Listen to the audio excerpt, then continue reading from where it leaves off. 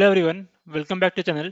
In this video, we'll be discussing about the last problem of today's weekly contest, number of increasing paths in a grid. We are given a grid of size m cross n and we can move from a cell to any of its adjacent cell in four direction, up, left, up, down, left, right. Okay, and we have to count the number of strictly increasing paths in the grid, and we can start from any cell and end at any cell. So basically, let's try to understand this with an example. Let's say this is the grid 1134 2 cross 2 grid. In here there are 8 such path. How one path you can see is 1 2 3. Okay, this is a path and this is strictly increasing path. So 1 is smaller than 3, so strictly increasing path. Similarly, another path from 1 to 3 and then 3 to 4.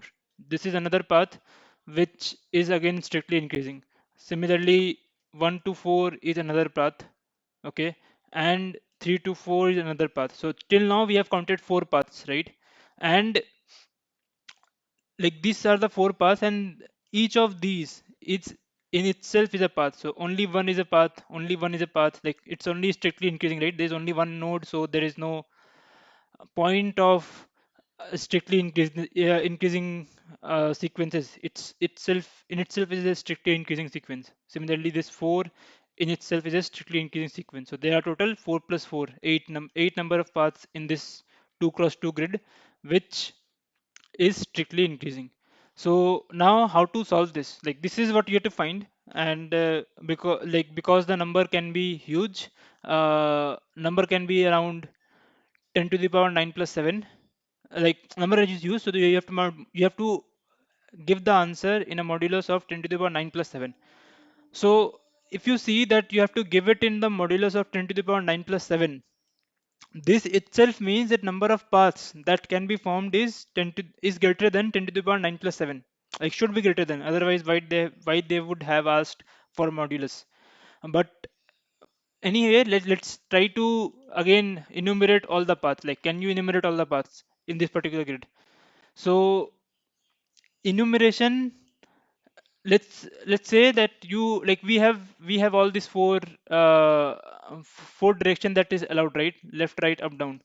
But for now, let's say that up and down is not allowed. Sorry, left and up is not allowed, only right and down is allowed, like a normal grid, right? So you can either go right or you can go down. So in this kind of cases, let's say you have to start from the top left and end at bottom right. So how many times you will move right are like c number of times, right? So there are c number of r's, right? And basically you have to move, like you have to take a right move at least c number of times. Okay, similarly you have to take a down move, right, at least r number of times. So in total, what you are doing is like you are either going right or you are going down. So in total, you are taking R plus C moves to reach from top left to bottom right. And out of this R plus C move, sorry, you are taking, yes, R plus C moves, and out of this R plus C moves, you are choosing which one should be like where like there are total R plus C positions, right? And you have to fill C and D among these positions. So in this R plus C position, you have to choose where you will put R and where you will put D. So let's say you choose where you have put R, like you choose that you these are the three positions that you put R and rest all are D. So in a way, this is the total number of paths that is possible from starting from top left to the bottom right. Now this is kind of factorials, right? So it will definitely be greater, it will definitely be exponentially increasing, and you can't actually iterate over all the paths. And that's why they asked us to calculate it in the modulus of 10 to the power 9 plus 7. So hope this intuition makes sense. Now how to solve this actually? So first of all, think about it like you are given all the four directions, right? So because you are given all the four directions, you can imagine this grid in the form of a graph. So let's say you have these four nodes, 1, 1, 3, 4, and what you will do, you will just form four nodes out of it. Now, once you have these four nodes, let's try to add edges to it. So from 1, you can either go to 3 or you can go to 1, right? So will you go to 1 from 1? The answer is no, because if you go to 1 from 1, it is not a strictly increasing path. So this edge will not be there in any possible solution, any possible solution. Similarly, from 1 to 3, whether you will take this edge or not, answer is yes, because 1 to 3 is strictly increasing, so you can take this particular edge. So let's just build this edge. Okay, now let's say, so one is completed now, right? Let's talk about this one. So from this one, whether you will go to this or this, right? So first, see if you go from here to here, the answer is no, because again it will not be strictly increasing. Now from 1 to 4 you will definitely go, because that's a strictly increasing path. Now similarly, from 3 you can go to 1 or 4. You will not go to 1, because again not strictly increasing path. So you will go to 4. Let's add an edge. And last 4, from 4 you can again go to 1 or 3, and you will not go anywhere, because from 4, if you go to 1, it will not be strictly increasing, so that edge will not come. And similarly, from 4 to 3 you will not go, because that's again not a strictly increasing path or edge. So now you have this graph, right? Now let's see, what does a single edge from A to B mean. So let's talk about, we have this edge, right? This 1 to 3 edge. So what does this edge mean? First of all, let's say this, if let's say there are x number of paths, okay, which are ending here. So let's say there is some path which visits some nodes, okay, and after that ends here. So there are x such paths which start from somewhere and ends at here, and this path is valid, like this is a strictly increasing path. So if there are x such paths that start from somewhere and end at 1, now we have an edge from 1 to 3. So can we say that there are, like we can add x number of paths to 3 as well, right? Like, because we can say this, because there are x number of paths that ends at 1. Now there is a edge from 1 to 3. So if you just add this edge, same x paths, like there are those same x number of paths will now end at 3. They will start from somewhere, but they can end at 3. So in a way, a single edge actually mean that how many, like whatever the number of paths that are starting, that are ending at the previous node, it can be extended to the current node. So this single edge actually mean the number of paths that ends at 3 is increased by number of paths that were ending at 1. So hope this makes sense. Now because of this, like now we are saying that now we know what exactly a single edge from A to B mean.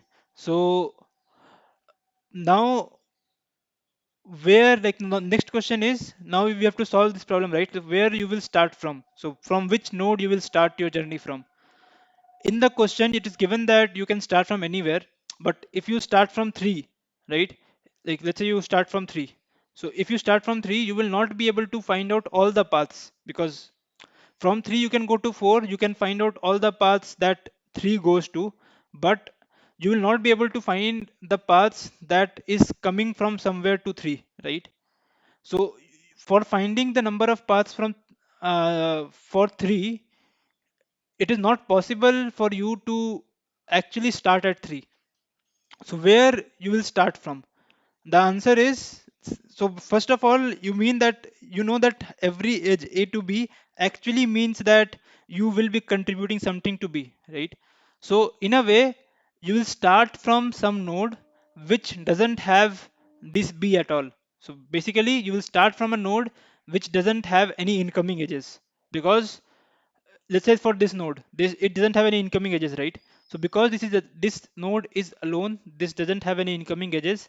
So the number of paths that ends at this node is actually one, right? Because this node is actually the only node, and there will be no path whatsoever that will come to this node because there is no incoming edges to this node, right?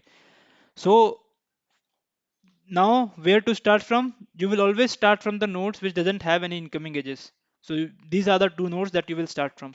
Now once you start from these nodes, you will then visit their uh, edges or their children's and contribute by this formula that we just derived. So basically every edge A to B actually means the number of paths that were ending at A can be added to number of paths that were ending at B. So number of paths that are ending at 1 is actually 1 currently because every one is in itself is a path, right? So number of paths ending at 1, 2, 3, 4, everything is 1. Now from 1, when you go to 3, you will see that for 3 you can actually add 1 here because number of paths that are ending at 3 can be 1, can be 2 because 1 was there previously, like only 3 was there, but with this edge 1 to 3, this number of paths that were ending at 1 can be extended to number of 2 end at 3. So basically number of paths that will be ending at 3 will be equal to number of paths ending at 1 plus the number of paths that were previously ending at 3. So notice one more thing, there will be no like there will be neither the case that there are two edges to the same node because we are actually building the graph such that there will be at max one edge to any node. So we will not recalculate or recompute or re-add the value of 1 in this 3. Okay. So hope you get the intuition. Now let's just iterate over a complete example to make it more clear. So for this we will need a queue. Because why we need a queue? Because there are several let's talk about that. So we don't need all of this. So hope you already know what we are doing. So now we need a queue. Why we need a queue? Because there are more than one nodes which can be outstanding. By outstanding I mean we are taking all the nodes which doesn't have any incoming edges, right? So there can be at a given point of time there can be more than one nodes which are like which doesn't have any incoming edges. So you have to visit all the nodes, right? So you will need a data structure that actually can hold all this and actually allow you to consume one by one and append new nodes as and when you get. So this data structure is queue. So let's start. So you will, for starting you will put two nodes, one and one, right? Because these are the two nodes that actually doesn't have any incoming edges. Now let's bring out the first one. So when we bring out the first one, it actually means that we are actually looking at this one. So let's traverse all the edges of one. So there is only single edge of one which is pointing to 3. So with this edge, what we can say, all the paths that were ending at 1 can be extended to end at 3. So num the current number of paths that is ending at 3 is now becomes 2 because 1 plus 1 2. There were one path that were ending at 1, we can extend that to end at 3. So there is one path that ends at 3 through 1, and there is one path from previous. So there are two paths now. There are no more edges in the one, so this one is done. Now notice one thing, that 3 now doesn't have any incoming edge. Like it has one, but we have already visited that, right? So this edge, whatever it can get from this edge, it already got, right? So there is no path left that will use this edge. So we can virtually assume that we can this edge is now removed. So in a way 3 doesn't have any incoming edge now. So we can add 3 as well to this queue. Now second is again this one. So this one, let's now start. Let's not take this one. So for this one, again, we will visit all the edges. So there is only one edge again. So when we visit this edge, the number of paths that were now ending at 4 can be increased to 2. Why? Because there were one path, uh, like there were one path that were ending at 1. This path can be extended to end at 4 with this edge, and there were previously one path already that were ending at 4. So in total now there are two paths that are ending at 4, right? Now there is no more edges of 1, so this one is also done. But again we will see that whether we have consumed all the edges of 4 or not. So like this edge can be assumed to be removed because we have got all the paths that we can get from this edge. So this edge can, like, you can virtually assume that this edge is no longer there, but still there is one incoming edge to 4, so that's where we don't add 4 yet. So now let's pop the next element. Once we pop the next element, let's see what things we can get from this element from 3. So again, there we will visit all the edges of 3. So this is one of the edge.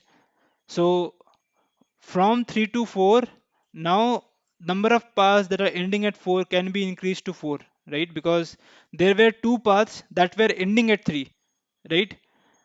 Through some nodes. So those two paths can be extended to end at 4 using this edge. Like there is some paths that are ending at 3. Okay. Now these both this path can be extended to end at 4 with this edge, right? So that's where we can add 2 to this like number of paths that were previously with 4, previously ending at 4. So now there are total 4 number of paths that are ending at 4. So now again we can assume that this edge is now removed virtually because this is done. Now 4 doesn't have any incoming edge, so we can add 4 as well here. So let's pop the next element, which is 4 itself. So we will come to 4, and you can see there is no incoming edges, so there is no outgoing edges from 4. So 4 is also done. So at this stage, for each node, we have all the paths that are ending at that particular node. So there is one path that is ending at 1. There is one path that is ending at 1. There is two paths that is ending at 3. There are four paths that are ending at 4. So what is the total number of increasing path that we get? Just sum them all up. Like there is one path that ends at 1, there is another path that ends at 1, there is another two paths that are ending at 3, and there are four paths that are ending at 4. So it is given that the path can start from any node and end at any node. So we can just add all of them and we get the answer. So 4 plus 2 6 plus 1 plus 1 8. So there are total 8 paths which starts from anywhere and ends at anywhere. And among these 8 paths, what all paths are ending at each of the nodes also we can get, because we have already calculated that. So hope this solution makes sense. Now just let's quickly revisit the pseudocode to make it more clear. So first what we have done is we have prepared the graph. How we prepared the graph? We just visit all the neighbors, and then for while adding each edge, we are checking whether the source is smaller than the destination or not. If it is, then we can add this edge, otherwise we will not add this edge. So once we have prepared this graph, we will prepare incoming edges for all the nodes, because you have noticed like we were adding elements to this queue based on whether all the nodes were visited or not. Basically, all the edges are exhausted or not. So for 3, we add 3 when all the incoming edges of 3 are exhausted. So for that, we need an incoming edge array that can give us whether all the nodes are exhausted or not. So now initially we will push all the nodes with 0 incoming edges. So we push 1 and 1. Now while the queue is not empty, we will do the following things. First, we take out the first element and we visit all its children C. Now we extend the path that is starting from somewhere and ending at C to now end at F. So there is sorry, there is some path that are ending at F, right? So there is an edge from F to C.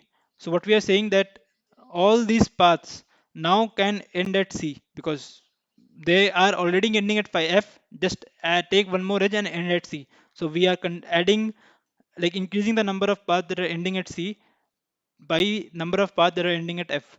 Now, because one of the edge of C, like one of the incoming edges of C is already exhausted, we decrement this incoming edges. And if everything is exhausted after this uh, move, we will push C to the Q. Otherwise, we will not push. Now, after everything is done, we will just uh, return the sum of all the values. So let's just quickly look at the code to make it more clear. So the code is very similar to how the pseudo code that we just saw. So we prepare graph first and incoming edges. So first of all, I just like this is just initialization stuff. And one thing to note here is we are initializing everything by one.